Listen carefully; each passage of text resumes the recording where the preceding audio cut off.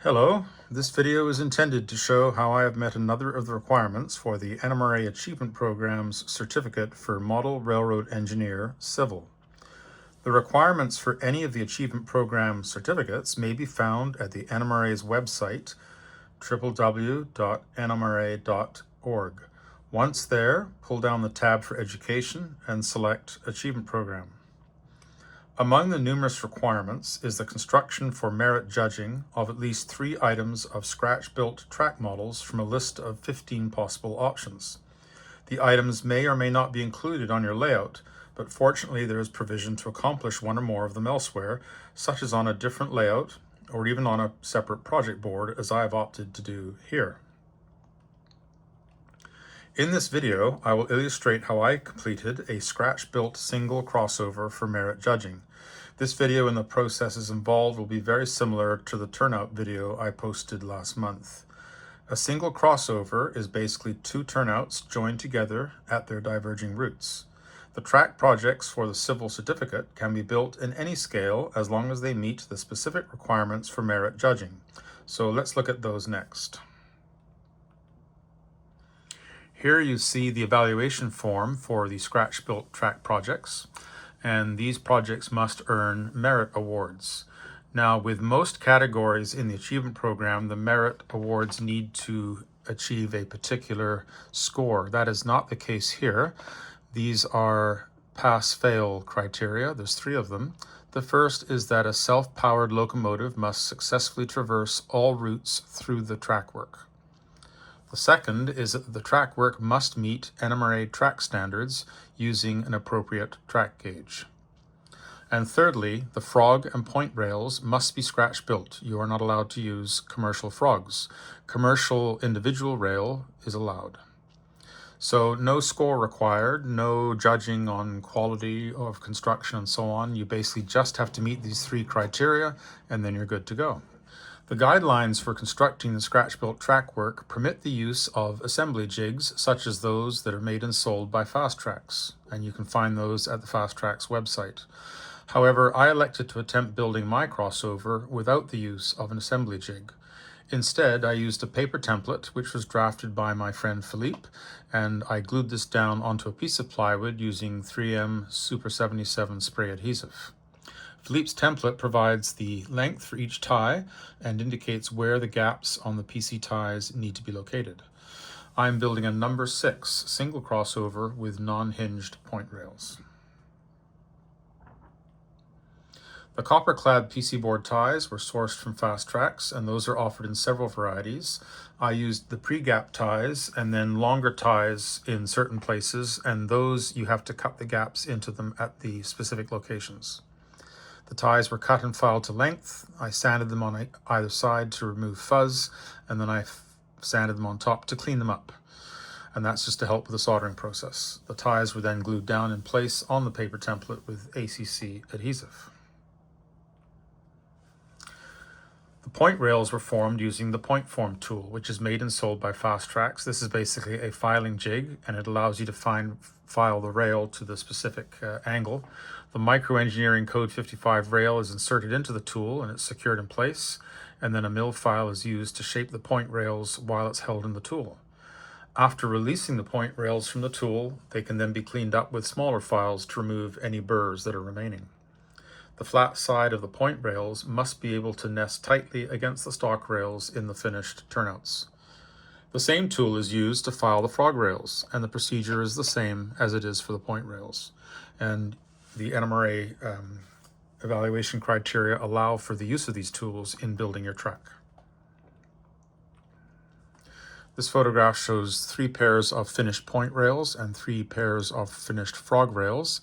These were used for my scratch-built single turnout and also for the crossover. The frog rails must be soldered together. I placed them on a piece of wood and I weighted them down, and then I joined the 2 rails together with solder, and after I did that I cleaned them up on top with a file. And here you can see me doing that.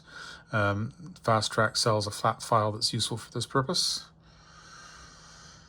And here are 3 pairs of frog rails assembled for use in my turnout and in my crossover. The stock rails were formed using another Fastrack's filing jig tool. This one is called the stock aid, and it allows you to file those notches into the stock rails, which the point rails are going to nest into. Again, the rail is inserted into the tool and it's secured in place, and a mill file is used to notch the stock rails while it's held in the tool. After releasing the stock rails from the tool, the notches are cleaned up with smaller files to remove any burrs, and the notches in the stock rails must be able to receive the point rails in the finished turnout. And again, you're allowed to use these tools when you're constructing track for merit judging. This photograph shows a stock rail in the stockade filing jig, along with the large and small files that are used to create the notch. You can see on the piece of rail that's in the jig that I have highlighted an area with a red Sharpie, and that is the area that needs to be removed. The files are also sold by Fastrack's. This photograph shows 3 pairs of finished stock rails, and these are going to be used for my turnout and crossover, which are seen above. The next components to be fabricated are the guard rails. These are the small rails on either side of the frog, which help to keep the wheels in check. One end of the rails was inserted into the point form tool to make the first bend, and then it was turned around and we bent the other end. The finished guard rails were compared against the paper templates for correct length and correct angles. I made several of these and I chose the best ones to go with.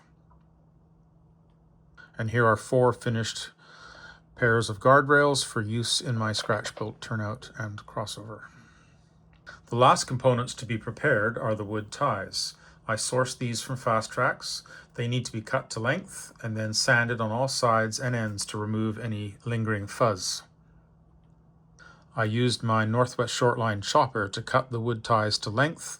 I cut them in batches to save time. The turnout requires 17 different lengths of ties, ranging from 8 feet up to 16 feet. The ties were dressed on each end using my True Sander and then cleaned up on each side using sandpaper. The finished ties were stored in a plastic container with compartments to organize them by their different lengths. I cut enough ties for 4 turnouts so that I would have enough for my turnout and my crossover, as well as a few spares.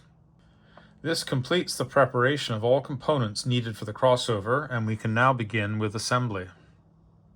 Here is my scratch-built crossover so far. I thought at this point I would pause and just review the work that's been done up until now.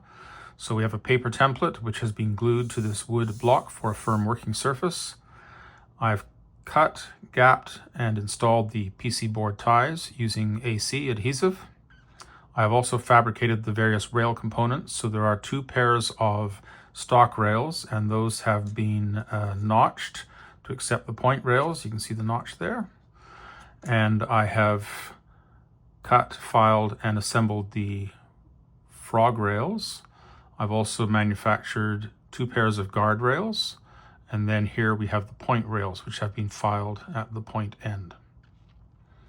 So the next step will be to install the stock rails and get those in, and then it'll be point rails, frogs, and guard rails. This is a little more complex because it's 2 turnouts together, and some of these rails are going to have to be joined in the middle, and I've positioned some of these ties so that the joint can be on a tie so that we have a nice firm joint between the 2 various sections of rail.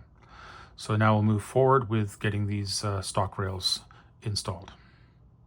So moving on to actual assembly of the crossover, I started with the straight stock rails. The stock rail was lined up in place on the template and held down using the point form tool as a weight. I'm using a steel straight edge placed against the stock rail to ensure that it is straight.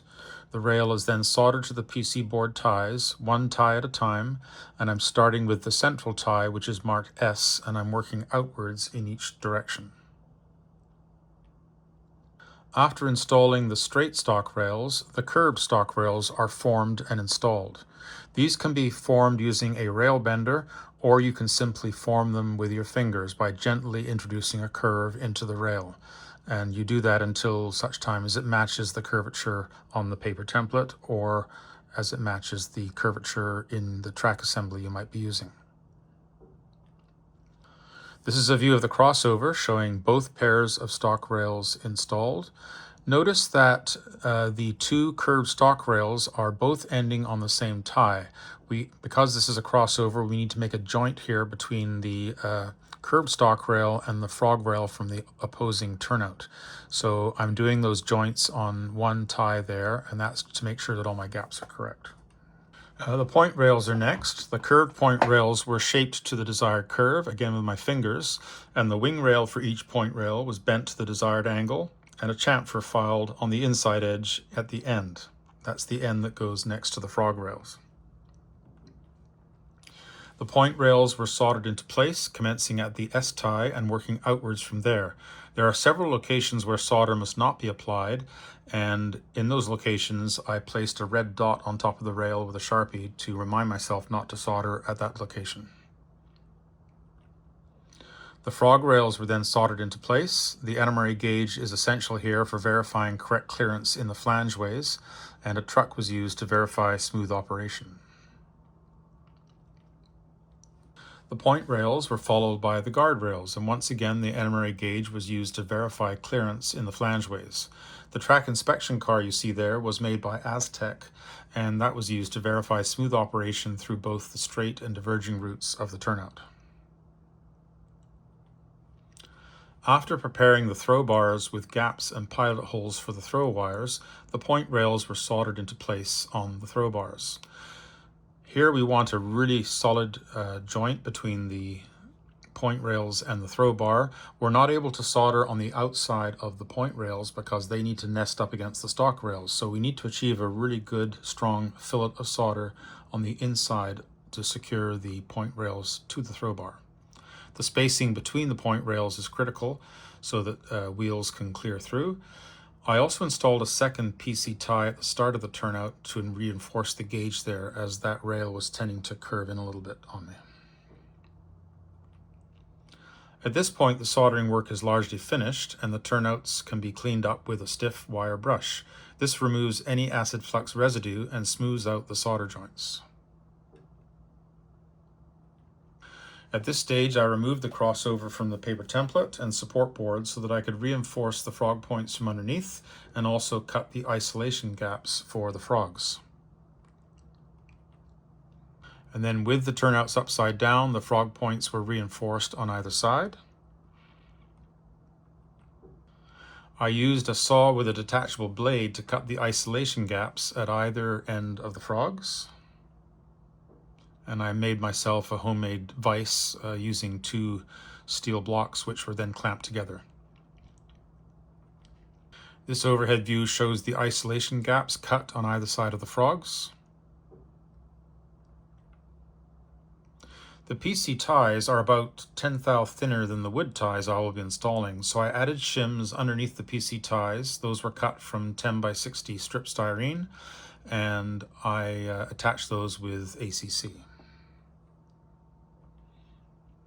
The styrene shims were cut long and installed, and then I trimmed them to match the PC ties. Here you can see me chopping off the excess with a number 17 blade X-Acto. And this photograph shows the crossover after installation of the styrene shims. I didn't install shims underneath the throw bars. I didn't want to impede their motion back and forth.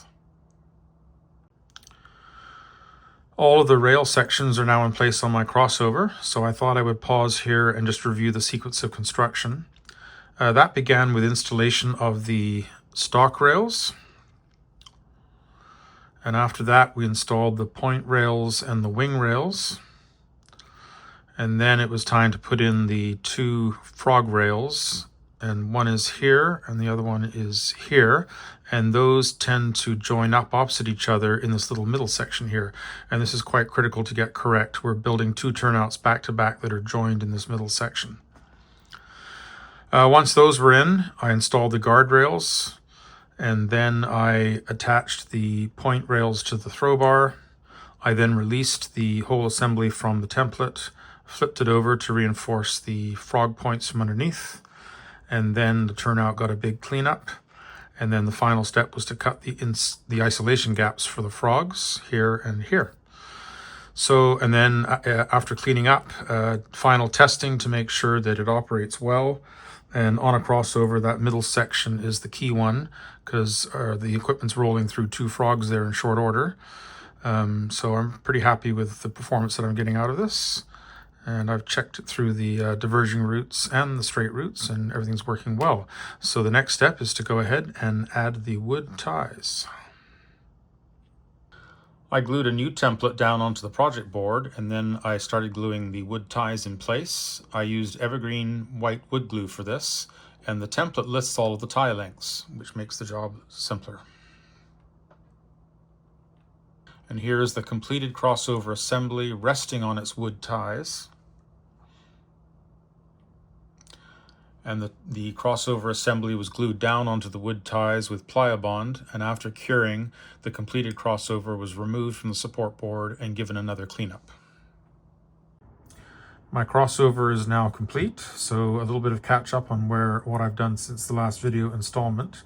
The first step was to add styrene shims underneath the PC board ties. This was to make them the same height as the wood ties. That styrene is 10 thou by 60 thou. I then glued a fresh template down onto the wood support board. I glued all of the wood ties in place, and then I used Pliabond to glue the turnout down onto the wood ties. This is a contact cement. You apply it to the underside of the rails and also to the ties. You then press the turnout down. I then heated up the rails with a soldering iron just to activate and finalize the bond. There were a couple of places where the Pliabond did not adhere very well, and so I used AC to lock it down in those locations. So this is now complete, and the next step is to manufacture 4 sections of straight track, which will be used to be able to operate a locomotive through all of these different routes through the crossover, and that's to get it certified for the civil certificate. To demonstrate the crossover in operation, I need 4 sections of adjoining straight track so that I can run a locomotive through all routes completely. So now I'll show you how I assembled those. The process is very similar to the actual crossover. So after prepping and gluing the PC ties to the template, I soldered the first rail in place, again using a straight edge to make sure that it is straight. The second rail was then soldered in place, and I'm using trifecta gauges for accurate positioning. Here you see the first sections of straight track assembled with both rails in place. And here all 4 sections are assembled with both rails. I then laid new templates and glued down the wood tie strips for these 4 sections of straight track. I sanded the tops of the wood ties so that the track assembly would sit flush on top. And then after applying Pliabond to the tops of the ties and the underside of the rails, I used a soldering iron to accelerate the curing of the glue and lock the track down in place. The track was also weighted while the adhesive completed its curing process. And here are the 4 track sections for the crossover with wood ties fixed in place. And this is after they've been removed from the template and cleaned up. I assembled a project board from MDF, and this measures 24 inches by 6 inches. And it has a 2-inch frame all the way around the bottom so that I can have the electronics up inside without them being disturbed. The foam track bed was glued down using Woodland Scenic's foam tack glue. I then drilled holes for the feeder wires and the turnout throw wire. And then I cleaned out those holes with round files. Here you see me preparing and installing the feeder wires. I basically remove the insulation from one end. I make a little L bend in the wire, and then that's what's going to come up underside the base of the rail. Here I am soldering the feeder wires to the underside of the rails. I have the track turned upside down and weighted, and then the feeder wires are soldered in place. And here we see the feeder wires attached to the crossover and the 4 adjoining sections of straight track. crossover has 2 green wires, and those are coming from the frog. The track sections were then glued down with Woodland Scenic's foam tack glue, and the feeders were inserted at the same time. Here you see the track sections glued down and the feeder wires are underneath. I chose to try linear motors for turnout actuation. Several of my friends have been using these and they reported that they were quite happy with them. You'll see the middle one has been disassembled, and this is to facilitate the setting of the distance of the throw. There are 3 choices. I believe they are 3, 9, and 12 millimeter, and the 3 millimeter setting, which is ideal for N scale, is in the middle. So what we do is we pull out that little pin and we insert it in the middle hole. The motor can then be reassembled. That red piece you see below the center motor, that is the carriage for the throw wire. Here you can see the 3 motors, and I've centered the carriage and I've installed the throw wires. Here you see the motor installed underneath the project with the throw wire engaged in the throw bar. One advantage of these is that that throw wire can be loosened and then simply lowered rather than trying to cut it off up top. This is a wiring diagram for the linear motors. You can see that there are a pair of wires that come from the auxiliary bus to power the motor, and those are going to, one of those is going to go to the go through the switch, the toggle switch, and that's to actuate the turnout back and forth. There's also 3 terminals for frog polarity, so we're going to run a green wire to the frog, and then we're going to run a red and black wire out to the track bus, and that allows the motor to control the polarity of the frog. That eliminates having to use a separate frog juicer. Here I am preparing the toggle switches with leads to the motors. I sourced a Lamicoid panel for the toggle switches so that I can have them out on front of the project board. And here you see that board in place. Here you see the wiring between the linear motors and the toggle switches has been completed. And here you see the track bus wiring complete with connections to the feeder wires and also to the linear motors for control of frog polarity. The auxiliary bus for the motors was brought out to a jack at the end of the project board so that I can connect a 12-volt power supply, and the track bus was brought out to a terminal block for connection to a DCC system. Here I am testing the linear motors with the toggle switch.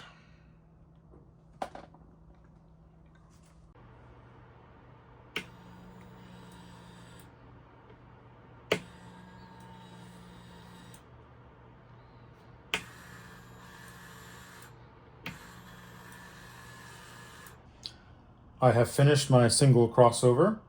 You can see that the track has been glued down on foam roadbed from Woodland Scenic's, and that's been glued down onto a project board measuring 12 inches by 6 inches. This is assembled from 1/2 inch MDF, solid top, and 2 inches around each side to accommodate the motors and wiring underneath. And if we look underneath, you can see that we have the 2 linear motors here controlling the turnouts. And they also control the polarity for the turnout, so I didn't have to use frog juicers here. Those motors are powered by a 12-volt auxiliary bus that runs along here, and I've got a 12-volt jack at the right end to connect to our 12-volt power supply. And then the track feeders are wired into this track bus, which is connected to a terminal block here and then to the DCC system out here. And then we've got a control panel on the front for the toggle switches to operate the 2 turnouts. So with this now complete, we will power up and get it tested. After verifying that the frog polarity is correct and that the toggle switches are working, it was time to do a test run through both routes with the locomotive under its own power. This is one of the requirements for the merit award for the track projects. This is a test run of the crossover, showing the locomotive proceeding down the first straight route and then back again.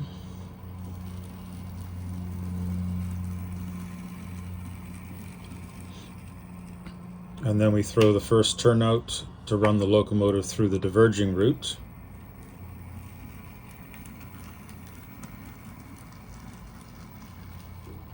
And then we will throw the second turnout so that we can do a test run down the second straight route.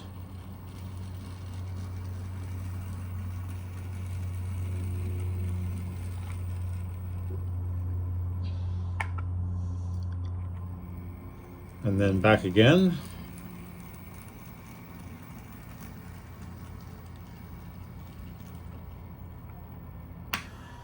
And then we will come back through the diverging route.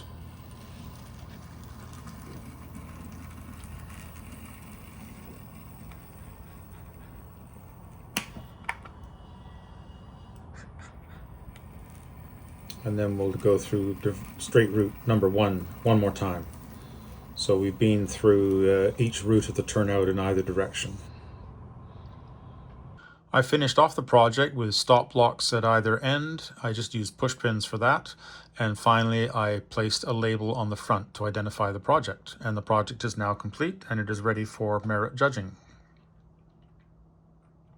Thank you for watching. I hope to upload additional videos as I work my way through the various requirements for the civil and electrical certificates.